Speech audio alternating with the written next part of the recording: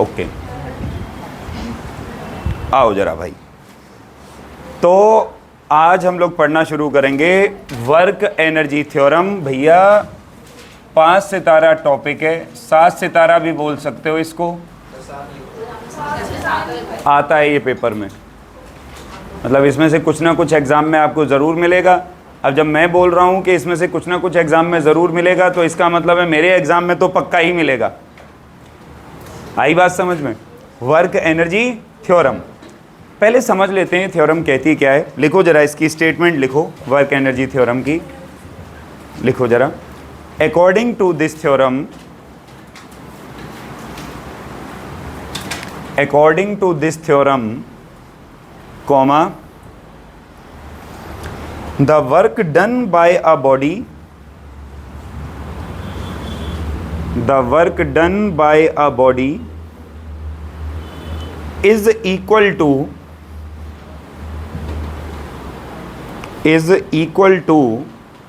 the change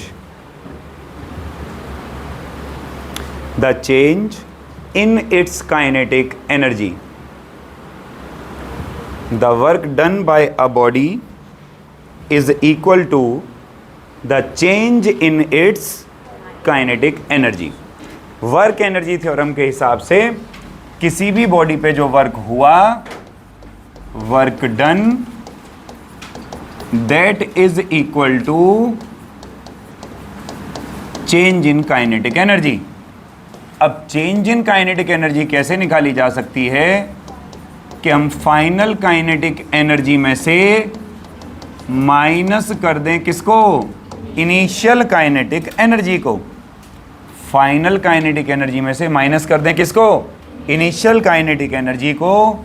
और final kinetic energy को लिख सकते हैं हाफ एम वी स्क्वायर, और इनिशियल को क्या लिख सकते हैं? Half m u square. So ये बेसिकली बनी वर्क एनर्जी थ्योरम। इसको जरा थोड़ा सा हम लोग समझ के देखते हैं।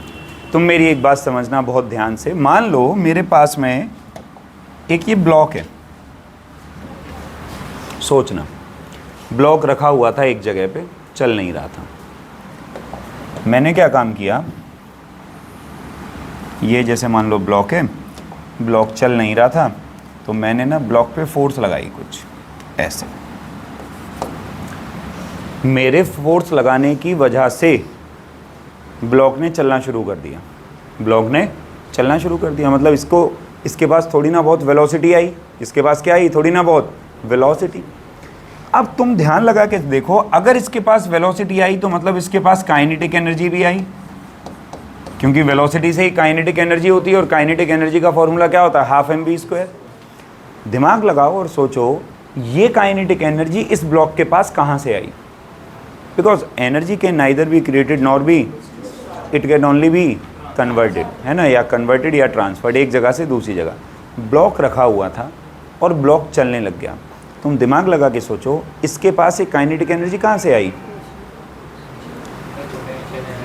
किसकी? पोटेंशियल एनर्जी से, ब्लॉक की। ब्लॉक के पास तो ब्लॉक तो पहले भी एक ही लेवल पे रखा हुआ था, वो तो अभी भी उसी लेवल पे चल रहा है, गिर थोड़ी रहा है। मैंने कुछ एनर्जी लगाई, बिल्कुल सही, ये सही जवाब है। इस ब्लॉक को चलाने के लिए मैंने तुम्हें क्या बोला? मैंने कुछ फोर्स लगाया, हाँ ना बोलो? यानी कि एनर्जी किसकी वेस्ट हुई? मेरी। Energy lost by me must be equal to energy gained by the block, हाँ ना बोलो? जितनी एनर्जी मैंने लॉस करी है, ठीक उतनी ही एनर्जी ये ब्लॉक क्या करेगा? गेन। मतलब इस ब्लॉक को चलाने में मैंने कुछ ना कुछ वर्क किया, हाँ ना बोलो? मान लो मेरे इस ब्लॉक पे फोर्स लगाने की वजह से ब्लॉक अब उठ करके यहाँ आ गया, और मान ले इन दोनों पॉइंट्स के बीच की दूरी है x, तो इस ब्लॉक को चलाने में मैंने कितना वर्क किया? F into x. भाई वर्क का फॉर्मूला क्या होता है? फोर्स इंटू में डिस्प्लेसमेंट, हाँ ना बोलो? वर्क का फॉर्मूला क्या होता है? फोर्स इंटू में, मतलब मैंने कुछ वर्क किया। अब मैंने जो वर्क किया, मुझे ऐसा लगता है वही वर्क तो इसको काइनेटिक एनर्जी के रूप में मिला होगा यार। अरे भैया जितना मैंने वर्क किया उतने से ही तो ये आगे जाएगा। तो मतलब इसकी काइनेटिक एनर्जी किसके बराबर आई? मेरे वर्क के बराबर आई। किसके बराबर आई? मतलब जितना मैंने वर्क किया उतनी ही काइनेटिक एनर्जी इसने क्या कर ली? गेन। क्योंकि ध्यान लगा के देखोगे तो वर्क की भी डायमेंशन ml2 t-2 और एनर्जी की भी डायमेंशन क्या होती है भाई साहब? वर्क ही एनर्जी है, वर्क ही क्या है? तो मतलब ब्लॉक क्यों चला? क्योंकि मैंने ब्लॉक पे क्या किया? वर्क। तो ध्यान लगा के सोचो, जितना मैंने वर्क किया होगा उतनी ही एनर्जी से तो ब्लॉक आगे चला होगा, हाँ ना बोलो। और इसलिए हम लोग ये लिखते हैं हमेशा कि वर्क डन बराबर होता है change in kinetic energy. Work done बराबर क्या होता है? Change in. अगर मैं इस ब्लॉक पे वर्क करूंगा तो इसकी काइनेटिक एनर्जी में क्या आ जाएगा? चेंज। जो ये एग्जांपल मैंने बताया, इस एग्जांपल में इनिशियल वेलोसिटी तो ब्लॉक की क्या थी? फाइनल वेलोसिटी भी हो गई। तो चेंज इन काइनेटिक एनर्जी क्या आया? Half mv²। Change in kinetic energy क्या आया? Half mv²। क्या तुम्हें ये बात समझ में आई? यही है वर्क एनर्जी थ्योरम, इसी को बोलते हैं वर्क एनर्जी थ्योरम। इसका जरा प्रूफ भी मैं तुम्हें बता देता हूं। देखो, इसका प्रूफ हम लोग जरा देखते हैं। देखो, इसका प्रूफ तुम्हें ध्यान होगा, इससे पिछली डेरिवेशन जब हमने करी थी काइनेटिक एनर्जी की, तो वहाँ पे एक रिलेशन हमारा निकल गया था कि dW बराबर mv/dv। देखो जरा पिछली डेरिवेशन में, इससे पिछली डेरिवेशन में देखो ये वाला रिलेशन आया होगा, dW बराबर mv/dv आया ना? वहाँ तक सेम है, मतलब तुमको शुरू से उतारनी है, तुमको शुरू से वो वाली डेरिवेशन इस पॉइंट तक उतारनी है दोबारा से अभी, ठीक है? सो dW बराबर क्या आया? mv/dv। और अब मैं लिख दूंगा इंटीग्रेटिंग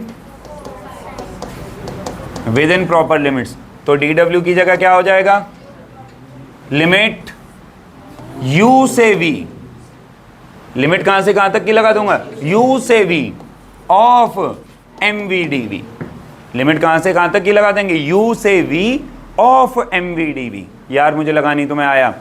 सो वर्क डन का फॉर्मूला ध्यान लगा के देखो, m बाहर, v/dv हुआ v²/2, लिमिट u से भाई अपर लिमिट माइनस, तो v का स्क्वायर माइनस, तो वर्क डन का फॉर्मूला आ गया half mv² minus half m।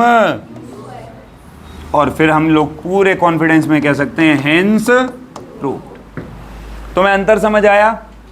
हमने इससे पिछली डेरिवेशन में यहां पे लिमिट 0 से v लगाई थी, हमने केवल लिमिट को बदल दिया, 0 से v की जगह हमने लिमिट क्या कर दी? u से v। और ऐसा करते ही हमारी वर्क एनर्जी थ्योरम क्या हो गई भाई? प्रूफ। इसलिए तुम्हें याद हो, मैंने पढ़ाते टाइम भी तुम्हें बोला था कि एक तरीका था जिससे मैंने पिछली वाली डेरिवेशन डिराइव कराई थी, मैंने उसको जानबूझ के इसलिए ऐसे कराया था ताकि एक ही डेरिवेशन से कितनी हो जाएं? 2। 1 से 2 के आंसर आ जाएं, इसलिए मैंने इसको ऐसे डिराइव कराया था। क्या तुम्हें ये बात पल्ले पड़ी? हाँ ना बोलो। अब सुन लो मजे की बात, ये जो मैं पढ़ा रहा हूं ये गलत है, ये गलत है, ये वर्क एनर्जी थ्योरम गलत है। लेकिन स्कूल के लेवल पे तुम्हें यही लिखनी है, तुम्हारे लिए यही सही है। मैं सच्चाई बता रहा हूं, ये जो मैंने लिखा है इसे हम बोलते हैं किताबी ज्ञान। कौन सा ज्ञान? स्कूल में आएगी, तुम्हें यही लिखनी है, ऐसे ही प्रूफ करोगे सब कुछ सही होगा। मैं तुम्हें असल ज्ञान भी बता देता हूं छोटा सा। असली वर्क एनर्जी थ्योरम क्या है? असल ज्ञान, इसको या तो हम एंट्रेंस में देखेंगे या वो लोग देखेंगे जो एंट्रेंस वगैरह पढ़ना चाहते हैं। असल ज्ञान की बात, असली वर्क एनर्जी थ्योरम है work done by external force जमा work done by conservative force जमा work done by non conservative force जमा work done by pseudo force is equal to kF minus KI। Final kinetic energy minus initial kinetic energy, ये असल ज्ञान है, ये किताबी ज्ञान है। इसमें कंजर्वेटिव फोर्स नहीं ली गई, नॉन कंजर्वेटिव फोर्स नहीं ली गई, स्यूडो फोर्स नहीं ली गई है, केवल एक ही फोर्स ली गई है, वो है एक्सटर्नल। और वही यहाँ पे लिख दिया गया है कि वर्क डन बराबर change in kinetic energy. Real life problems में ये सारी फोर्सेस पॉसिबल हैं। सो ये असल ज्ञान है, इसके बारे में तुमको उन लोगों को टेंशन लेने की बिल्कुल भी कोई ज़रूरत नहीं है जो अपने मम्मी पापा के कहने पे साइंस पढ़ रहे हैं, जो मजबूरी में बिल्कुल घर से उठ कर के आते हैं साइंस पढ़ने के लिए। जिन लोगों को केवल 11वीं में पास होना है उनके लिए ये रहा, जिनको असल ज्ञान की बात चाहिए थी उनके लिए ये रहा। अब उतार डालो फटाक से, और जो पुरानी डेरिवेशन है वो पूरी लिखनी है शुरू से। अभी इसके न्यूमेरिकल्स को मैं होल्ड पे डाल रहा हूँ, हालांकि आगे कुछ न्यूमेरिकल्स होंगे। अब हाँ, ये सब न्यूमेरिकल है, इनको इकट्ठा करेंगे हम लोग। मैंने इस चैप्टर में कुछ भी करवाया नहीं है ना, अभी कोई न्यूमेरिकल नहीं करवाया। आज काम की बात कंजर्वेटिव और नॉन कंजर्वेटिव फोर्स है ना भाई। ज़रा पता लगा लें कि कंजर्वेटिव क्या होती हैं और नॉन कंजर्वेटिव क्या होती हैं। एक ही लाइन से पता लगाते हैं भाई कि क्या तो कंजर्वेटिव हैं और क्या नॉन कंजर्वेटिव हैं। सुनो, लिखो नहीं, पहले समझो। कंजर्वेटिव फोर्स वो हैं जो पाथ पे डिपेंड नहीं करती, वो फोर्सेस तो हैं कंजर्वेटिव जो पाथ पे डिपेंड। और नॉन कंजर्वेटिव वो हैं जो पाथ पे डिपेंड करती हैं। एग्जाम्पल से समझते हैं। जैसे ये कोई एक बिल्डिंग है,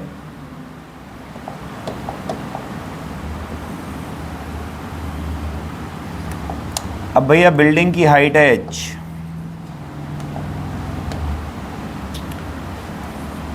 और ये बालक है लोकेश।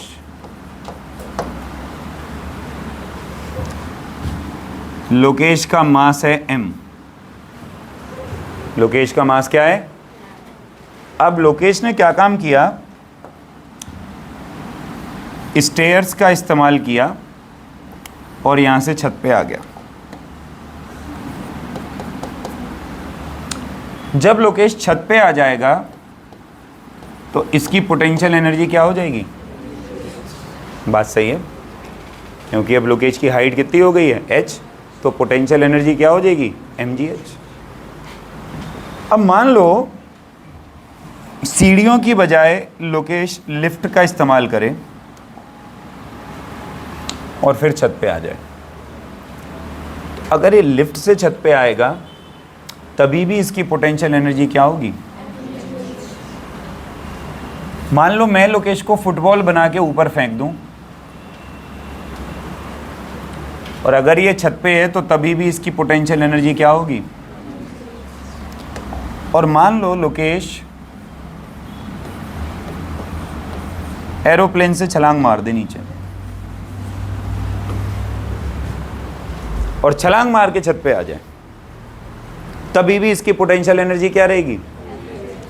चारों एग्जाम्पल पे अगर ध्यान दोगे तो तुम्हें पता चलेगा कि चारों केसेस में इसने पाथ अलग अलग फॉलो किया। पहले स्टेयर से आया, फिर लिफ्ट से आया, फिर मैंने इसको लात मार के फेंका, फिर ऊपर से ये कूदा। लेकिन चारों ही केसेस में इसकी जो पोटेंशियल एनर्जी आ रही है वो क्या आ रही है? इसका मतलब पोटेंशियल एनर्जी इसके द्वारा फॉलो किए गए पाथ पे डिपेंड, और इसीलिए पोटेंशियल एनर्जी को हम लोग कैसी फोर्स बोलेंगे? Conservative. Potential energy gravitational force की वजह से है, और इसलिए ग्रेविटेशनल फोर्स को कौन सी फोर्स बोला जाएगा? कंजर्वेटिव। कौन सी बोला जाएगा? इसके विपरीत अगर मैं एक दूसरा एग्जांपल लूं, ये वाली जगह मैं बोलूं कि नोएडा है, और ये वाली जगह मैं बोलूं ग्रेटर नोएडा है। नोएडा, ग्रेटर नोएडा, दोनों के बीच की दूरी 8 किलोमीटर मान लेते हैं लगभग। और एक गाड़ी यहां से चली, फ्रिक्शन लगेगी इस पर कुछ ना कुछ, हाँ ना बोलो? लगेगी ना? लेकिन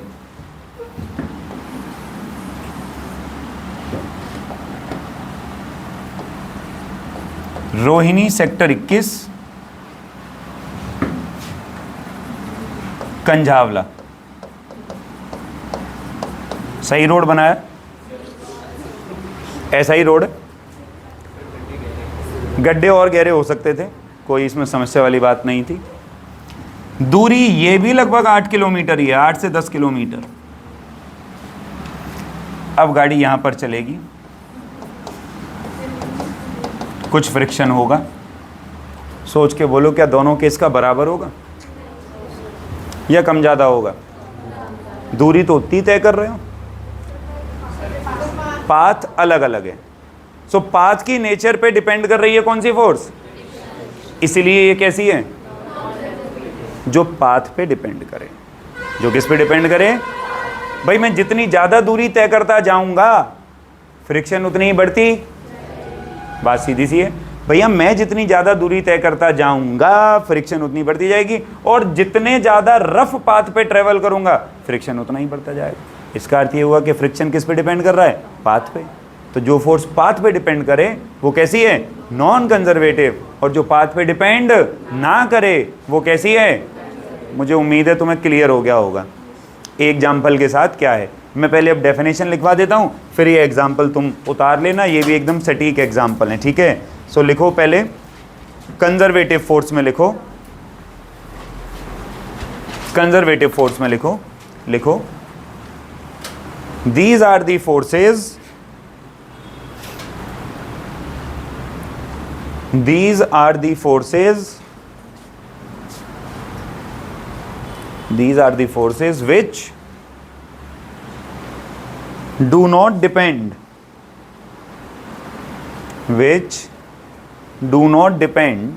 on the nature of path followed,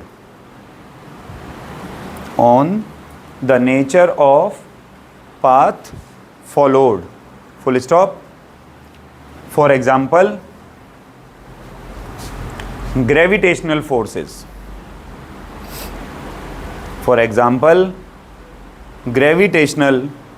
forces.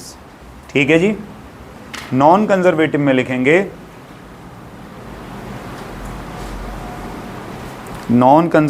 लिखेंगे, these are the forces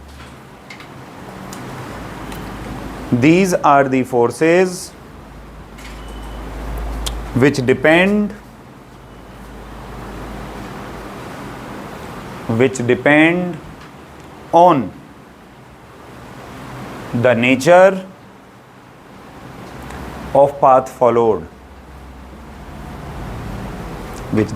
on the nature of path followed, For example, frictional forces.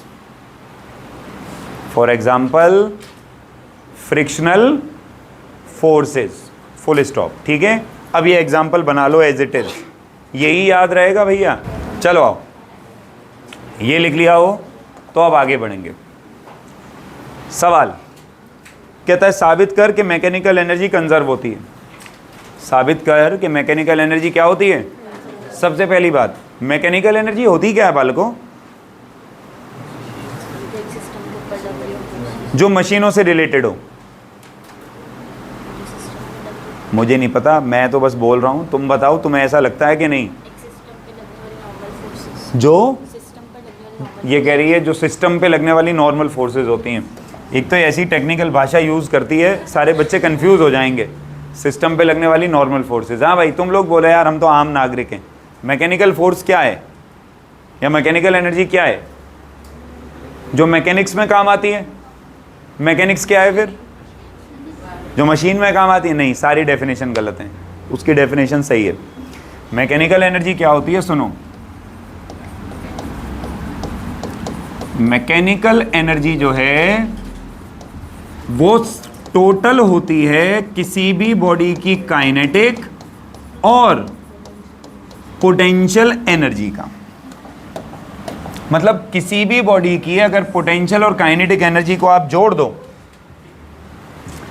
तब जो एनर्जी बनेगी उस एनर्जी को हम लोग क्या बोलेंगे? Mechanical energy. That energy is basically called what? Mechanical energy. हमको ये साबित करना है कि मैकेनिकल एनर्जी जो है ना वो कंजर्व रहती है। साबित कर देंगे। ये साबित करने का तुम्हें होमवर्क मिलेगा आज। जैसे तो मान लो ये एक बिल्डिंग है, इस बिल्डिंग के टॉप पे मान लो हमने कोई एक बॉडी रख दी और हम कहते हैं जी कि इस बॉडी का जो मास है वो m है। बिल्डिंग की जो हाइट है जी उसको हम लोग मान लेते हैं h, और 3 पॉइंट कंसीडर कर लेते हैं, एक पॉइंट A, एक पॉइंट B और एक पॉइंट ये ले लेते हैं C। A से B के बीच की दूरी हम मान लेते हैं x, तो ये बात पक्की है कि ये दूरी हो जाएगी क्या, h माइनस एक्स। बात सही है, ये अगर x हो जाएगी तो ये क्या हो जाएगी, h माइनस एक्स। बोलो क्लियर है भाई, हाँ ना बोलो। हम क्या काम करेंगे, A पॉइंट पे, B पॉइंट पे और C पॉइंट पे, इन तीनों ही पॉइंट्स पर हम टोटल एनर्जी निकालेंगे, यानी कि पोटेंशियल भी और काइनेटिक भी। एक पार्ट में तुम्हें करके दिखाता है। जैसे सबसे पहले 4 पॉइंट A देखना, हम यहां से इस बॉल को ना ड्रॉप करना चाहते हैं, लेकिन A पॉइंट पे तो बॉल ऊपर ही रखी है अभी। इस पॉइंट पर अगर मैं इस बॉल की पोटेंशियल एनर्जी निकालूं बेटा तो क्या निकलेगी, क्योंकि इसकी हाइट कितनी है, h। और इस पॉइंट पे अगर मैं इसकी काइनेटिक एनर्जी निकालूं तो क्या निकलेगी, अरे अभी चली नहीं है ना बॉडी, यहां से बॉडी टॉप मोस्ट पॉइंट पे है तो बॉडी चली नहीं है। तो मैकेनिकल एनर्जी अगर मैं निकालता हूं इसकी तो क्या हो जाएगी, mgh प्लस, तो इस केस में मैकेनिकल एनर्जी कितनी आई, mgh। बोलो सही है भाई। इसको ले लो इक्वेशन नंबर। अब एक काम करते हैं, बी पॉइंट के लिए करते हैं, चलो मैं कर ही देता हूं कैलकुलेट। बी पॉइंट के लिए करते हैं, तो जब बॉडी बी पॉइंट पे आ जाएगी तो इसकी पोटेंशियल एनर्जी कितनी हो जाएगी, mg h माइनस एक्स। जमीन से ऊंचाई ली जाती है, तो बी पॉइंट की जमीन से ऊंचाई कितनी है, h माइनस एक्स। तो आंसर कितना आया, mgh माइनस mg। अब ध्यान लगाओ और सोचो, जब बॉडी यहां से नीचे की तरफ चली होगी तो इस पॉइंट पर आते आते इसकी रफ्तार क्या हो जाएगी, चेंज। भाई रफ्तार क्या हो जाएगी, मैं ऐसा लेट कर लेता हूं कि बी पॉइंट पे आते आते इसकी रफ्तार हो गई v dash. Let v dash be the velocity at b। मैं मान लेता हूं बी पॉइंट पे इसकी वेलोसिटी कितनी है, v dash. Third equation of motion अगर मैं लगाऊं तो v डैश का स्क्वायर माइनस u का स्क्वायर बराबर क्या होना चाहिए, 2as। एक्सेलरेशन की जगह g, क्योंकि फ्री फॉल हो रहा है, और a से b तक आने में दूरी कितनी कवर करी है, x।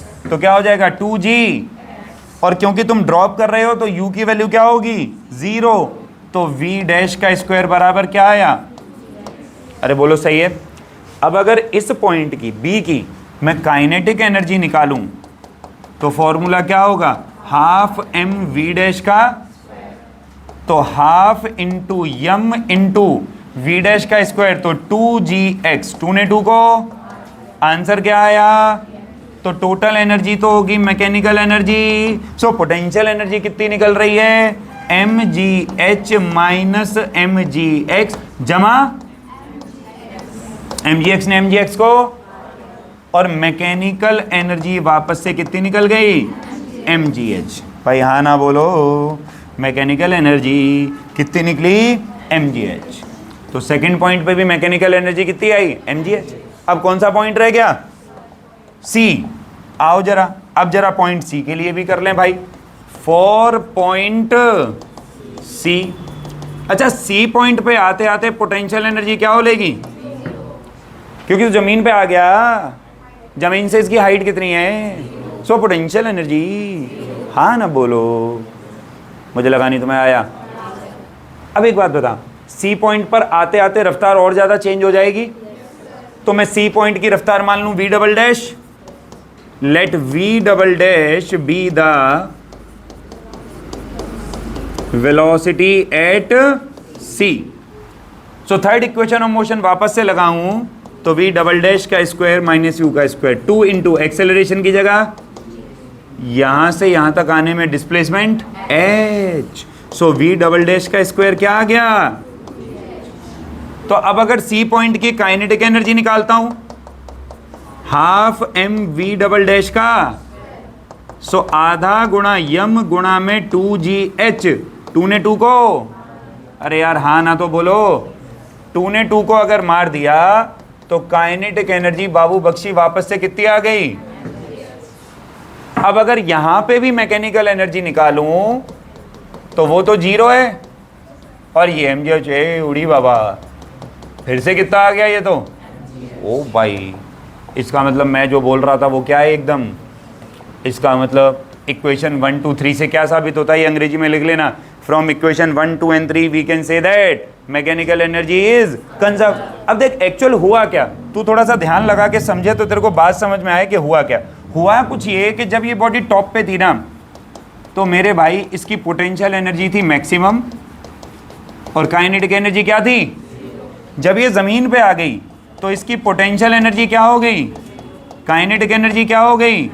रास्ते में क्या हुआ, पोटेंशियल का कन्वर्जन हुआ किसमें। So energy can neither be created nor B, ऊपर पोटेंशियल मैक्सिमम नीचे काइनेटिक मैक्सिमम, रास्ते में क्या हुआ, पोटेंशियल का ही कन्वर्जन हो गया किसमें। इसलिए जमीन पे आते आते सारी पोटेंशियल किसमें बदल गई, काइनेटिक में। अगर मान ले मैं एक ग्राफ बना के देखूं इस टोटल एनर्जी का, देख जरा ध्यान से देख, एक ग्राफ बनाऊं, देख टिचुक और ये टिचुक और ये भी टिचुक, ये हो गई टोटल एनर्जी। ये क्या हो गई, देखियो ध्यान से देख, ग्राफ बनाऊंगा एकदम बढ़िया सा और लाल रंग से बनाता हूं।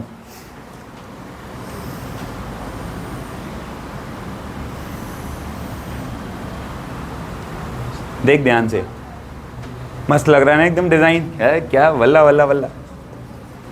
ये काइनेटिक एनर्जी का गधेड़ो, तो ये क्या है, ध्यान से देख, जब काइनेटिक मैक्सिमम पोटेंशियल जीरो, जब पोटेंशियल मैक्सिमम हुई काइनेटिक क्या हो गई। ये लाइन किसको दिखा रही है, टोटल एनर्जी को। ये लाइन किसको दिखा रही है, टोटल एनर्जी हर बार क्या है, सेम। लेकिन जब काइनेटिक मैक्सिमा पोटेंशियल जीरो, जब पोटेंशियल मैक्सिमा काइनेटिक, अरे हाँ ना बोल यार। इसीलिए हम कहते हैं कि टोटल मैकेनिकल एनर्जी हर बार क्या होती है, कंजर्व। सोले तू मस्त एकदम मजे से, टोटल मैकेनिकल एनर्जी हर बार क्या होती है, कंजर्व। और ये बहुत इंपॉर्टेंट डेरिवेशन है, बहुत आती है पेपर में लिखने को, 3-3 नंबर में दुनिया भर की डेरिवेशन पूछी जाती है। ये इसको याद कर लेना, 10 सितारा नहीं 5 सितारा, 10 सितारे वाले टॉपिक आगे आएंगे। हाँ ना बोल यार, पल्ले पड़ा मेरे भाई।